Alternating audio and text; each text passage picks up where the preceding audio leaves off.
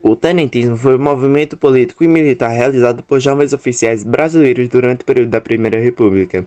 Esse corpo de oficiais era composto em geral por tenentes e capitães, que estavam insatisfeitos com o sistema político brasileiro, sobretudo com as práticas do jogo político imposto pelas oligarquias. Os movimentos tenentistas mais importantes foram Coluna Prestes, Revolução de 1924, Comuna de Manaus e revoltas dos 18 do Forte de Copacabana. Eles eram absolutamente contrários às práticas políticas do período da Primeira República. Assim, lutavam contra o poder das oligarquias, sobretudo no interior do Brasil, onde as desigualdades sociais manifestavam-se de maneira mais acentuada. Mas apesar de defenderem reformas políticas e sociais, os líderes do tenentismo eram na verdade conservadores e autoritários. Em suma, eles pretendiam moralizar os processos e atos políticos brasileiros, marcados pelos atos de corrupção típicos do coronelismo. Eram a favor da liberdade dos meios de comunicação, do fim do voto de cabresto e favoráveis ao sufrágio feminino, e defendiam a modernização e industrialização do país, e o fim da política que priorizava o café na economia brasileira. O movimento operário da República Oligárquica foi um movimento social que ocorreu no Brasil durante o período da República Oligárquica, em 1894 até 1930. Esse movimento foi liderado pelos trabalhadores urbanos que buscavam melhores condições de trabalho, salários mais justos e direitos trabalhistas. Nesse período, a industrialização estava começando a se desenvolver no Brasil e muitos trabalhadores migraram do campo para as cidades em busca de emprego. No entanto, as condições de trabalho nas fábricas eram extremamente precárias, com longas jornadas de trabalho, salários baixos e falta de proteção social. Em resposta a essa situação, os trabalhadores começaram a se organizar em sindicatos e greves, exigindo melhores condições de trabalho e salários mais justos. Essas greves muitas vezes eram reprimidas pelas autoridades, resultando em violências e prisões.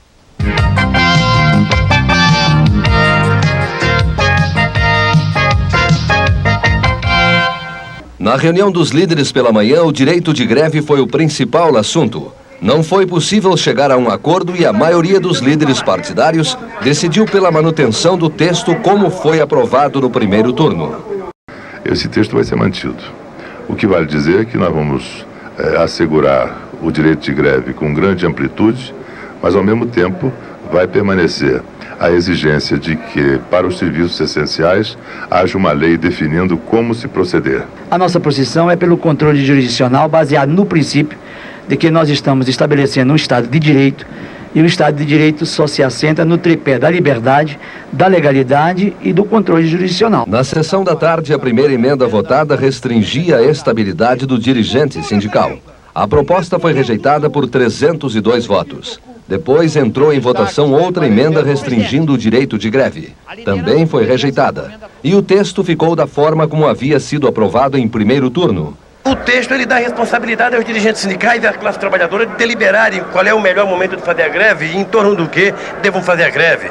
Eu acho que a classe trabalhadora não precisa de tutela, não precisa de governo, não precisa de patrão, não precisa da própria justiça dizer quando é que ela deve fazer greve. O movimento operário da República Oligárquica foi um importante passo na luta pelos direitos dos trabalhadores no Brasil. Suas reivindicações contribuíram para o estabelecimento de leis trabalhistas e de proteção social, que garantiam melhorias nas condições de trabalho e na qualidade de vida dos trabalhadores brasileiros. As consequências do movimento operário foram o fortalecimento do sindicalismo. As greves organizadas pelos trabalhadores por meio de sindicatos fortaleceram a forma de defesa dos direitos dos trabalhadores. Esse fortalecimento do sindicalismo foi importante para a organização e mobilização dos trabalhadores em outras lutas. Ampliação das reivindicações dos trabalhadores. As greves marcaram a ampliação das reivindicações dos trabalhadores, que passaram a exigir não apenas melhores condições de trabalho, mas também direitos trabalhistas e sociais mais amplos. Isso ajudou a conscientizar os trabalhadores sobre a importância de lutar por seus direitos e a expandir a luta por justiça social. bem como ajudar os trabalhadores a se conscientizarem sobre sua posição na sociedade e sobre a necessidade de lutar por seus direitos. Isso levou muitos trabalhadores a se engajarem em movimentos sociais e políticos que lutavam por melhores condições de vida e trabalho. Mudanças na legislação trabalhista. As greves de 1900 e outras lutas dos trabalhadores influenciaram a criação de legislação trabalhista no Brasil, que garantiram os direitos, como a jornada de trabalho de 8 horas, férias remuneradas, pagamento de salário mínimo e outras garantias sociais.